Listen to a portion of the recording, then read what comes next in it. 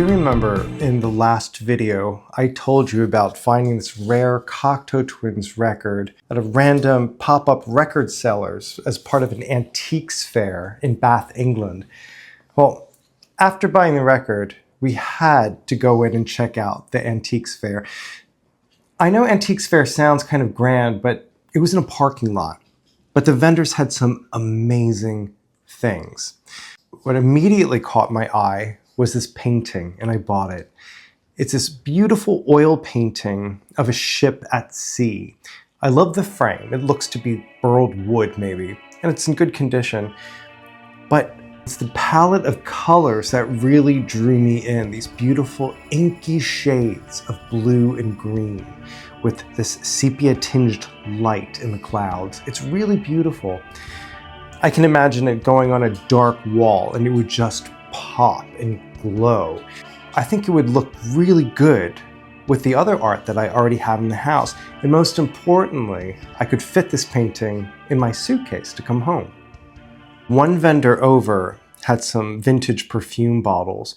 One of the bottles was L'air Bleu from Guerlain, and there was even a little bit of perfume left in there. And that was a selling point, according to the vendor, but it looked a little dodgy to me, only that it was so thick. It had this viscosity of almost like syrup. So I knew that I probably wouldn't be wearing this at all.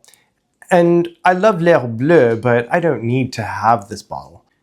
I was more interested in the other bottle. It was Jiki, and it still had its original box, which is really interesting. It was completely empty and cleared out, but it's that beautiful baccarat crystal with that crimped tassel on it. It's just beautiful.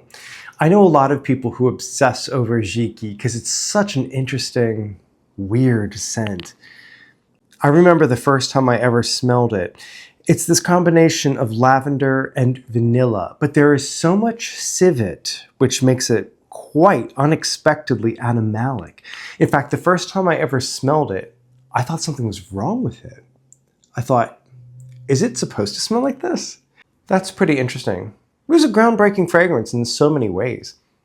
I mean, I thought this would be interesting, more historically, to have in my collection.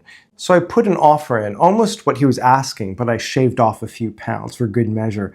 But he didn't accept my offer.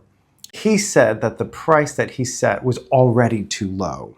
So there was no bargaining room. That's fine. I didn't need this bottle.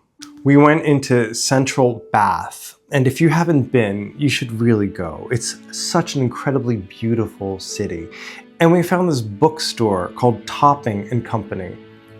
Inside, it was just bustling with activity. It was great to see so many people shopping for books. And I just came across so many wonderful details there, like this grandfather clock, and a whole section devoted to ornithology. These are not things I see every day. I bought myself a book. It's called Base Notes, and it's by Adele Stripe. So obviously, I was interested in it because it's about perfume, but it's a novel. It's not a book about perfume. Every chapter is named after a fragrance, and I know and have associations with all of them, like L'Odyssée, Dewberry from The Body Shop, Angel, etc. So when I was skimming through it, it seemed as though the chapters were not about the perfumes per se. The perfumes were just details that really enhanced the narrative that she's telling. Really interesting. And I feel that's very much in line with how I view perfume. I'm not so interested in just sitting around and talking about the top notes and base notes and whether it's a beast mode fragrance, etc. For me, what makes perfume so interesting is the associations that you build, the memories, how they bring people from your life back into your mind instantaneously, or how a perfume can allow you to become a different person, or at the very least, how a perfume can enhance certain aspects of your personality and allow you to become a version of yourself that you otherwise wouldn't be. Now that's interesting to me. So I can't wait to read this book and see what it's all about. I was going to read it on the flight back to Los Angeles, but I got caught up watching movies instead, so I will give this my full attention and get back to you and tell you all about the book later. Maybe the biggest reason why I love going back to the UK is because some of my oldest and dearest friends still live there. There's nothing like seeing people you've known for so long and who have known you through different stages of your life. It's so valuable. Brennan and I arranged to meet up with two of these friends at St. John's Bread and Wine, just off Spitalfields Market. I knew this restaurant really well because my art studio was in Whitechapel, so I would go by that restaurant a lot to meet people for coffee. I can't tell you how wonderful it was to see Jane and Kirsten again. Jane I've known since we were teenagers, and it's funny because when I'm with her, I feel exactly like the same person I was when I was 19, but a lot of time has passed since then. It's really interesting to think at what age you became yourself. When I think of my 19-year-old self, we still have so many of the same interests and curiosities and outlook on life. I don't know. I'm sure I've changed a lot. It's necessary. Otherwise, I would never be able to pay any bills. I've known Jane's perfume history pretty well. I remember when I first met her all those years ago, she wore Coco from Chanel. And more recently, she told me that she bought a bottle of Blackmail by Kerosene, which is a really great fragrance. I love this one too. So when I smelled her wrist, I was half expecting to smell Blackmail, and that's exactly what she was wearing. My other friend is Kirsten Glass. We used to be studio mates together in Bethnal Green, and she still makes the most extraordinary paintings. In fact, she had an exhibition up while we were in London. I remember introducing her to Clinique Aromatics Elixir, and for her it was love at first sniff. We were on the way to Marbella because her father had a timeshare there, and we were going a little vacation. And I believe she bought the bottle at duty free, so I've so many memories associated with Clinique Aromatics Elixir, but a lot of these memories involve a timeshare in Marbella. I remember all of us meeting together in the living room just before dinner, and we all felt tan, freshly showered and perfumed, and we were ready for a glass of wine and set out for dinner. I'll never forget that. So obviously, when I saw Kirsten, one of the first things I had to do was smell her and see what was going on. Guess what? She's still wearing Clinique Aromatics Elixir, but she was wearing the body lotion version of it, not the perfume. And she combined it with another one of my favorites. This is L'eau d'Issey pour Homme from Issey Miyake. This fragrance brings me right back. I remember my first year in London when I was, 24 years old or something. I took a trip on my own to Germany. I went to Berlin and Kiel, and I had that fragrance with me. And I just remember thinking I was so grown up and jet set. I was flying to Berlin by myself. This is very much that 24-year-old jet set Steve feeling like I owned the world.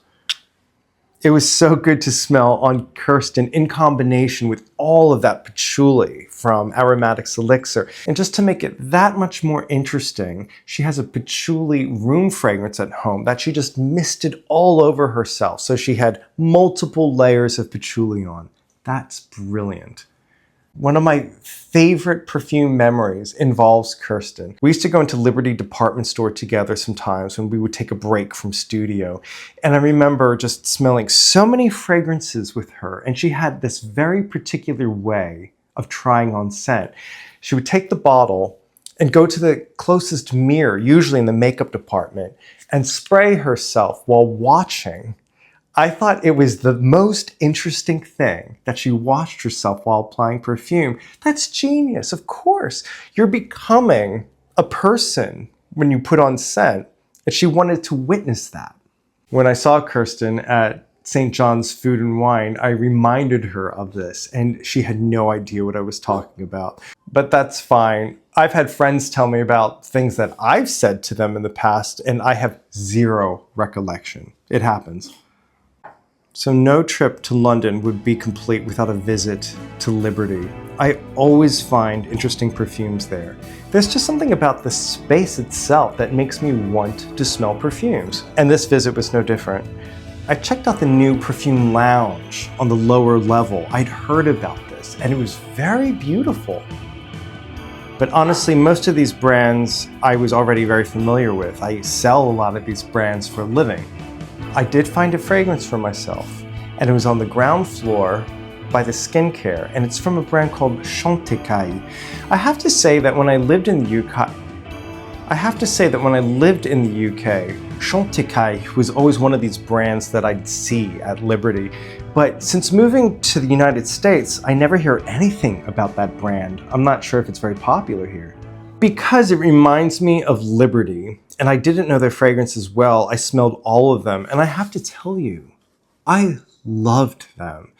I love me a good floral, and the florals from Chantecaille were so realistic and so pretty, balanced. They smell like nature. So the one I sprayed all over myself is called Derby Rose.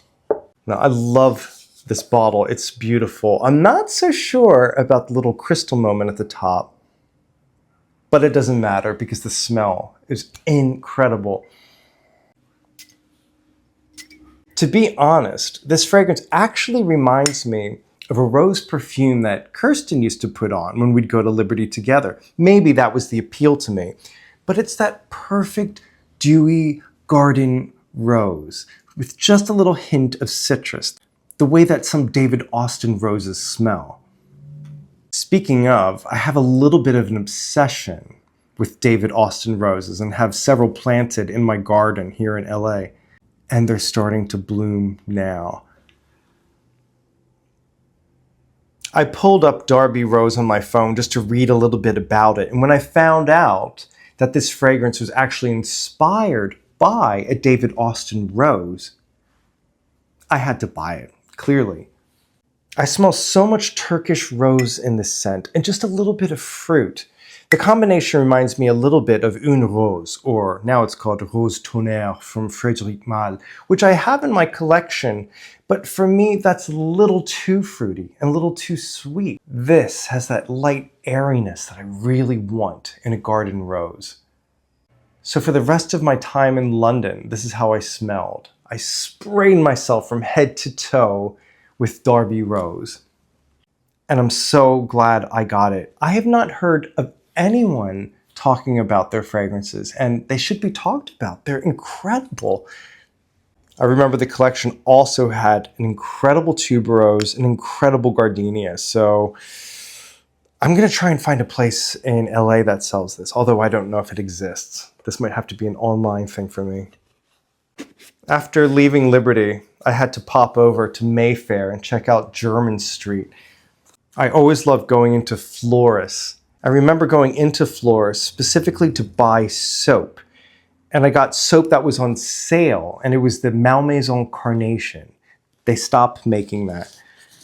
But in my mind, I kept thinking, God, wouldn't it be great if florists made a Malmaison Carnation soap? They don't. Although they did bring the fragrance back in a special collection, which is pretty exciting. I did get some soap though. This is Stephanotis. Stephanotis is this beautiful floral note that doesn't appear in perfume as much as it should. So this is pretty special. And this is new to me. This is called Wilde, and it's named after Oscar Wilde. And as you know, Oscar Wilde is my patron saint. When Brennan and I got married, we had green carnations on our lapels in honor of Oscar Wilde. He would wear a green carnation, and a lot of his fans would do the same. And it was basically a signifier of Victorian queerness, thanks to Oscar Wilde. So when I found out that Florist makes this fragrance in honor of Oscar Wilde and features the smell of carnation, obviously I had to have it. Really interesting. It's not a photorealistic carnation. In fact, there's something about it that's giving me almost an Amaro smell or Campari. Again, something I love. I was so pleased to find this, and they had it in a 10 ml travel size, so this came home with me as well. Speaking of seeing old friends, we had to pop by Covent Garden to see a sculpture that I made a few years ago. It's called Ob 8, and it's in this plaza called Central St. Giles. It's kind of between Covent Garden and Centrepoint Tower. I'm always so happy to see the sculpture there. It's like an old friend, or I think of it as my long-lost child. And sometimes when friends visit London, they'll take a picture of themselves by the sculpture, and that gesture means so much to me. So it was great to see it in all of its red shininess. As much as Brennan and I wanted to just stay, have a few more days in London, it was time to head back to Los Angeles.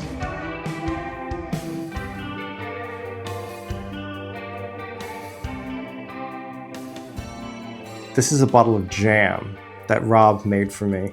So when Rob and Josh moved to the Sussex coast, they eventually got an allotment, which is fantastic. They were able to grow a lot of their own fruit and vegetables. And Rob was telling me that in the plot, they had summer raspberries and autumn raspberries. And he foraged the summer raspberries and made this jam. This jar contains just those raspberries and sugar, cooked down. I love to think that I'm going to be eating the sunlight and the air and the water from this allotment as I spread it all over my toast. This is going to be such a treat. Thank you, Rob.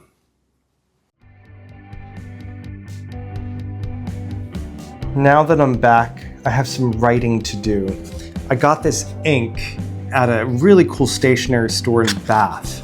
The color is iridescent blue, and just look at the shape of this bottle. So I have a bunch of notes and cards to write. First one to my friend who took such good care of the pugs while we were away.